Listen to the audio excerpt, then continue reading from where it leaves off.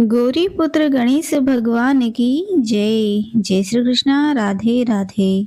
आज हम आपको सठतिला एकादशी की व्रत कथा सुनाने जा रहे हैं, तो आप सभी बड़ी ही श्रद्धा और प्रसन्न चित मन से इस कथा को पूरी अवश्य सुने।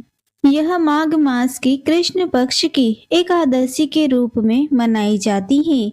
इसमें 6 प्रकार के तिलों का प्रयोग होने के कारण इसे सठतिला एकादशी कहते हैं। पंचामृत में तिल मिलाकर पहले भगवान विष्णु को स्नान करवाया जाता है।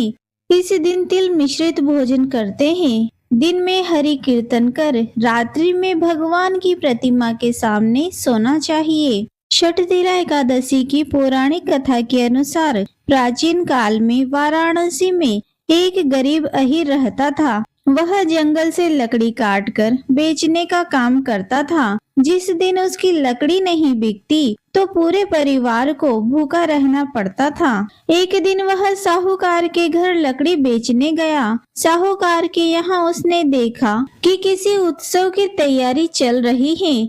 अहीर ने सेठ जी से डरते डरते पूछा कि सेठ जी, किस चीज की तैयारी हो रही है? सेठ जी ने बताया कि सठतिला एकादशी व्रत की तैयारी की जा रही है। इस व्रत के करने से गरीबी, रोग, पाप आदि से छुटकारा तथा धन एवं पुत्र की प्राप्ति होती है। घर पहुंचकर अहीर ने भी अपनी स्त्री सहित सठतिला एकादशी का व्रत विधि विधान से किया।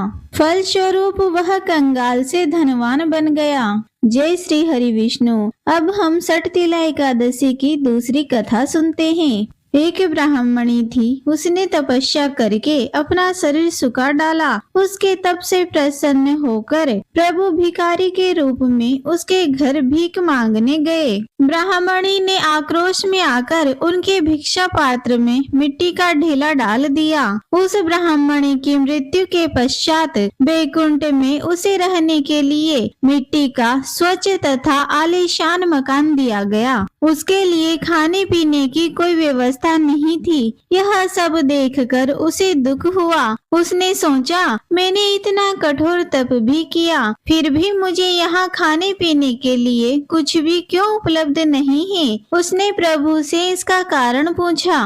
प्रभु ने कहा, इसका कारण देवांगनाओं से पूछो। देवांगनाओं ने उसे बताया, तुमने सठतिला एकादशी का व्रत नहीं किया है। ब्राह्मणी ने पुनः सठतिला एकादशी का व्रत किया और स्वर्ग के सारे सुखों का उपभोग किया। जय श्री हरि विष्णु।